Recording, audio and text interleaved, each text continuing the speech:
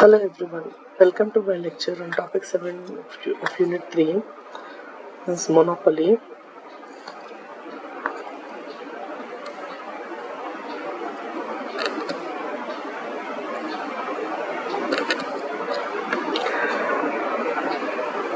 We'll begin with the introduction concept of monopoly. Monopoly is that market structure in which a single seller or a producer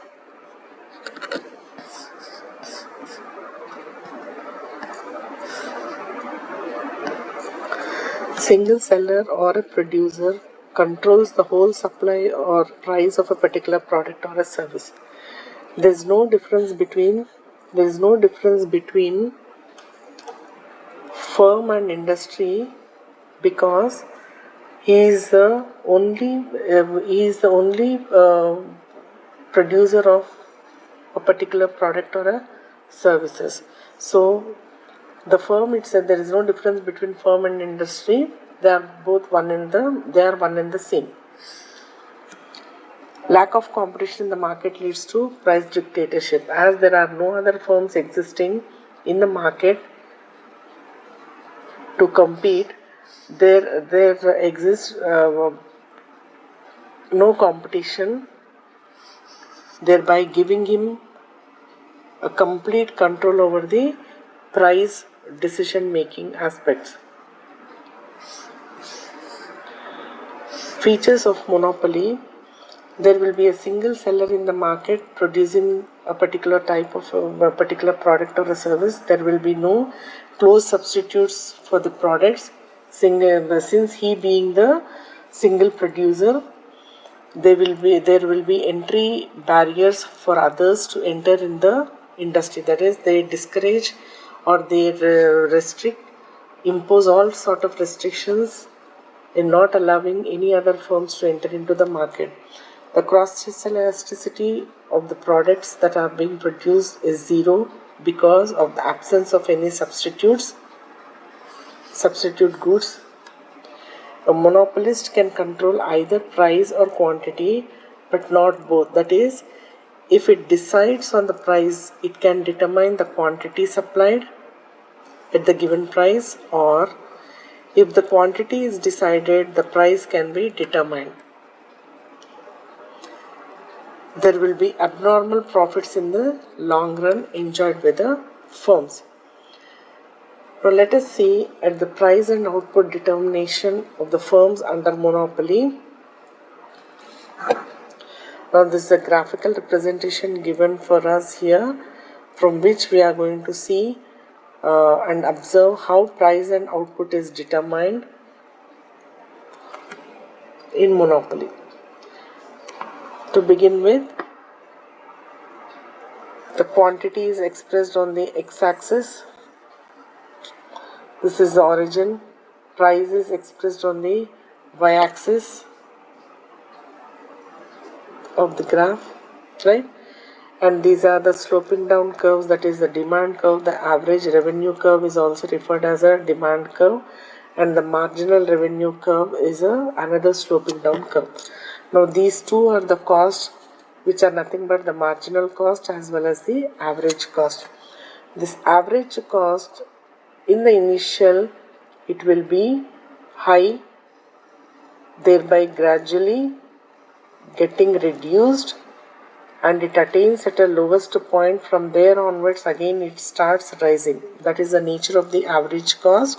It keeps reduced in the beginning, and after a certain point it starts increasing, taking a U shape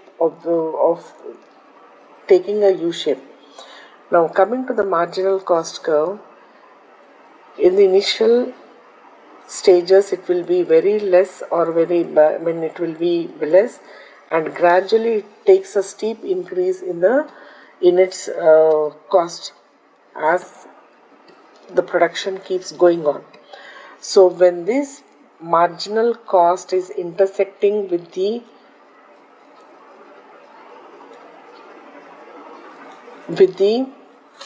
marginal revenue curve here, this is the point of intersection. We called it as let us assume it as a point A. Now this point of intersection of this marginal cost as well as marginal revenue, will take it as a point and extend a line downwards perpendicular to x-axis and extending a line upward from that point till it is touching the average revenue curve. Now from this point of intersection, when it is extended up to this average cost curve and a corresponding line is drawn perpendicular to y-axis, this determines the cost. When it is extended further and touching the average revenue line, from this point of intersection on the average revenue line, let us assume it as a B. From point B, draw a perpendicular line to the y-axis. This will be indicated as a price, right? So with this we are able to identify the price as well as the cost for of the firm. So the price of the products as well as the cost of the products. So the yellow color that is being used here represents the cost of production, as well as the blue line indicates the profit. Since cost is lesser than the profit, the price is more than the cost of the product. This is giving rise to this is giving rise to the scope of earning profits for the firm. The relevant explanation is given here. Average revenue curve is also called a demand curve, sloping downwards because the inverse relationship between the quantity and the price. And the marginal revenue line, it's given, it indicates it lies below the average revenue line. So it indicates that he has to reduce the prices, the firm has to reduce the prices if he wants to sell more units. So it will always be lesser than the average revenue.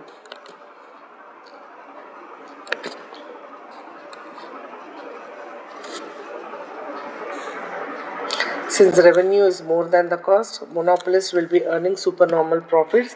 Even in the long run, he continues to earn more profits because he will discourage the others to enter into the market.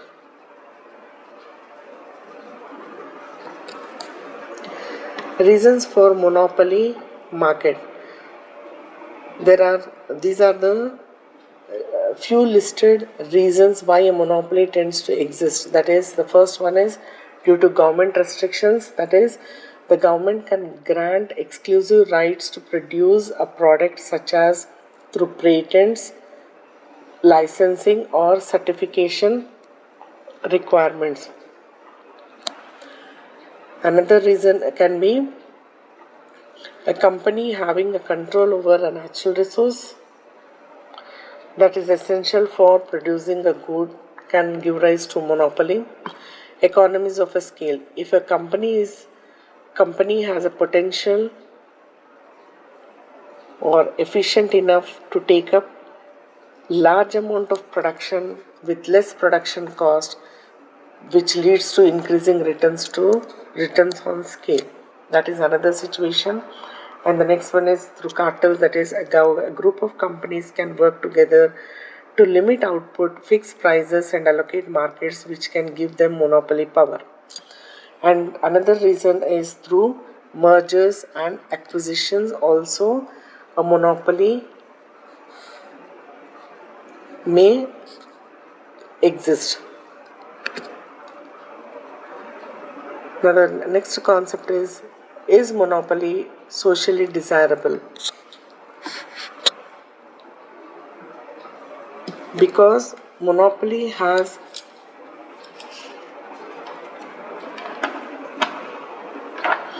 a monopolist gains control over a given market over a period of time with his products and services. Many economists feel that monopoly is undesirable as it reduces economic welfare in many ways, such as insufficient allocation of resources, exploitation of the consumer by charging high prices till as long as the government puts some restrictions on it. This is taking an undue advantage, leads to unfair trade practices, restricts output intentionally even though he has a scope or potential to increase the production, thereby creating a scarcity for the goods and services. Seeing all these, governments in several countries have introduced laws to regulate and check monopolies. For example, in India, MRTP, that is Monopolies Restrictive Trade Practices, is a one governing body which looks into the irregularities in a monopoly with reference to monopolies.